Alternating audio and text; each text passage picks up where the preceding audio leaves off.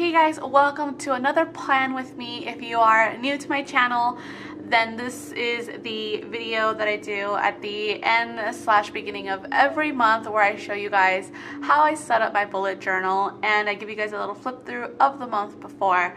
So let's go ahead and get started and I'll give you guys a quick flip through of the month of July.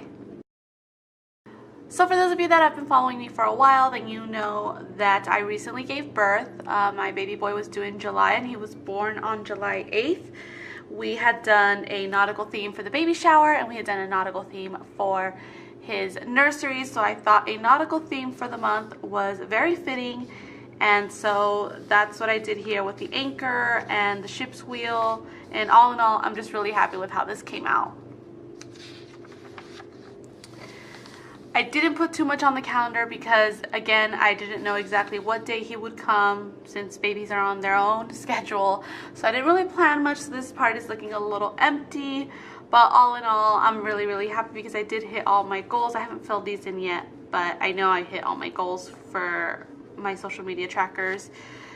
So other than those goals, the only other goal I put was to have a beautiful and healthy baby boy, which I did. Ooh, ooh, pat on the back. So moving on, I had created a master list of things that I needed to do. Honestly, after having my baby, I was so exhausted and so unbelievably busy that I just decided, you know what, I'm just gonna focus on me and my baby for the rest of the month. And whatever needs to get done, it'll get done next month. I just decided, you know, I need to focus on me and my baby. So the same for my post tracker. I just decided, you know what, if I get to posting, then I'll post. If I don't, oh well. Not the end of the world. Again, I'm just going to focus on me and my baby. I had also created this kind of tracker where I would keep track of James' sleep, feeding, and changing patterns. But honestly, there's just so much that is entailed in that there was no way I was going to be able to track it in this little tracker here. So I didn't even try. It's just extremely difficult to do so. So I was like, you know what?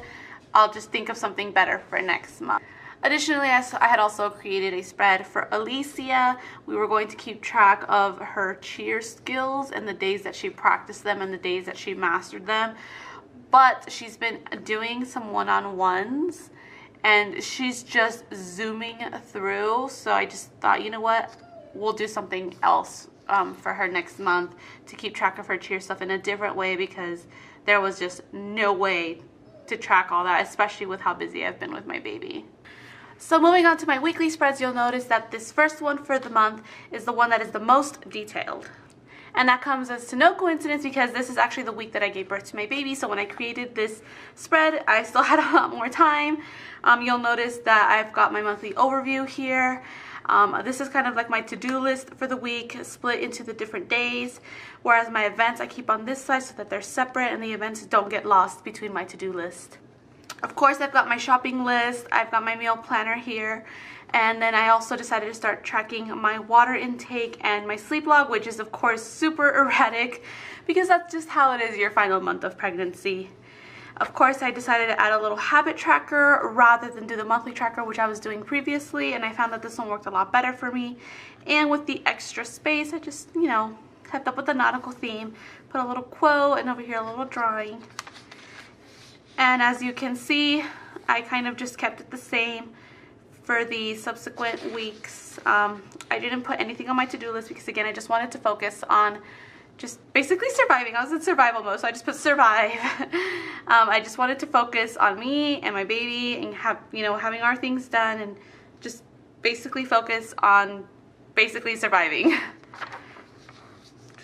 So again, for the next week, you'll even notice that in my sleep blog I put ha ha ha because sleep is just, it's non-existent when you have a newborn. Finally, the final-ish week of July, the 24th to the 30th, is when I finally kind of got my life back together. I was able to keep up with the to-do list a lot better. Sleep log is still not, it's just not going to happen. But I was able to do a lot better. And then I just created a little corner here for my July memories. I didn't want to put too much down, number one. And number two, I just wanted to put like the most important thing, which is of course the fact that I had my baby. So I just drew like a little stroller, and then I drew like a little dumbbell, and I put his birth weight, which was 10 pounds 6.5 ounces. That's supposed to be a ruler. I don't know if like you guys can really tell. I'm not the best artist. So I just put 21.5 inches, and then that's supposed to be like a little like alarm clock, like those old school ones with the dings on the side. And I just put 1:47 a.m., which was the time that he was born. So that's it as far as my July flip through. I know again that there wasn't very much, but again, I just had my baby and that had to be my focus. So hopefully I'll be able to do what I usually do, which is I try new weekly spreads every week, and hopefully I'll be able to continue that in August, because I'm just always consistently redesigning and retweaking to find out what works best for me. So if you guys want to see like the different kinds of spreads that I do, then you guys can follow my Instagram, and I will be showing them off there. Okay guys, so moving on to the voiceover. This month I decided that my cover page theme was going to be something based on what Alicia loves to do, since last month I did something for James and that was his birth month. Alicia's birthday is actually August 5th, so I thought it'd be very fitting to do something that she loves. And she is just all about cheer right now. So I originally had a plan to like draw a cute little cheerleader, but I'm not an artist, and no matter how many times I tried, it just was not coming out. So then I decided to just go ahead and do I believe these are called megaphones, and these like little pom-poms. And the colors for her squad are blue and pink, so I decided to do the pom-poms blue and pink. And those are going to be kind of like my colors for the theme of this month. So as you can see, it's a very simple drawing, nothing too difficult. Again, I'm not an artist, so I just needed something simple that I could do, and I just kind of wanted like a nice colored in effect, kind of like crayon. So you'll notice I just kind of scribbled in some color and we're ready to go. Next, I'm going to be doing my monthly overview. I like to look at it as a calendar. I like to be able to see the entire month at once. I like to be able to see what days of the week the numbers fall on and things of that sort. So that's why I do it this way. So you'll see me now just go ahead and drawing that grid. On the side there, I have my goals, and on the bottom right hand corner, that's where I usually do my social media tracker, just so that I can kind of keep track of how I'm doing and how my channel and my other social media platforms are doing as well. So you'll notice that I'm going to be filling in all of my headers, the days of the week, my titles, the numbers of the days. I like to highlight so that the numbers really pop out to me. Additionally, I always do a sort of quote of the month, and it was a little bit difficult to find one that was kind of like related to cheerleading, but that I could also apply to real life. But I found one on Pinterest, and I thought it was really, really cute. So the quote that I'm going with for this month is, "Practice like you've never won, perform like you've never lost." And because I'm using these like bright blue and pink colors, I am going to go in with my black micro pigma pen and kind of add drop shadows and things of that sort, just so that the colors pop out more, but everything is still legible and just still looking really, really neat. So as you can see, I'm writing the quote down at the bottom now, and again, because that light blue is a little bit difficult to read, I'm going over it with that black pen, and that's just going to help to make it a lot more legible and just much neater. Next, I'm going to go ahead and do my master to-do list. I had shown you guys that I'd done one the month before, and although I hadn't used one, I definitely plan on using it this month because there's definitely lots and lots to do. Very important things that I have to get done, and this is where I'm going to basically just put them all in. Anything that I feel that can wait, I'll migrate to the next month, but this is going to be a nice, helpful little guide to me so that I can work on whatever it is that I need to work on. And on the other page, I'm doing a 30 days of yoga. I haven't actually been cleared to work out yet, so I thought maybe just some light yoga, 10-15 minutes every morning would be helpful to me. I'm starting to feel really sluggish and things like that, so I just need to kind of get my body moving a little bit without stressing it out too much, so I thought yoga would be perfect for that. So you'll notice I drew like a little pink arrow and then a little blue check mark that'll signify when I start and when I'm done. There's 31 days this month, but I just figured I'd stick with the 30.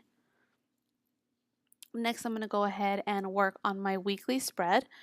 So I like to keep my to-do list kind of separate from my events. So that first column that I drew there, that's going to be my events of the week. Those little boxes there, that's where I'm going to go ahead and put my daily to-do list. But what I'm working on now is my monthly overview. I don't like to have to go back to that first page to just take a look at how the month looks. So I like to put that usually in the top left-hand corner. Again, I'll be using the colors to kind of help not only with the theme, of course, but to kind of help everything a little bit more legible and to help things stick out. So pink is going to kind of be my highlight color and blue is going to be like my heading color. And again, anytime that I use them, I go over it with the black Micron Pigment pen, and that just helps to make everything more legible and just helps everything look a little bit more neater and put together. So there's my events. I've got my little shopping list in the top right hand corner and my meals on the bottom right hand corner. Right now I'm filling in my habit tracker and just kind of the things that I want to keep track of and just make sure that I'm developing good habits and keeping track of my good habits and things of that sort. And my meal tracker, of course, helps me so that I make sure that we're kind of like eating different things, because then I'll get stuck like making the same things, like either the same soup all week long or things of that sort, and I don't like doing that. But anyway, guys, this is how the final result looks.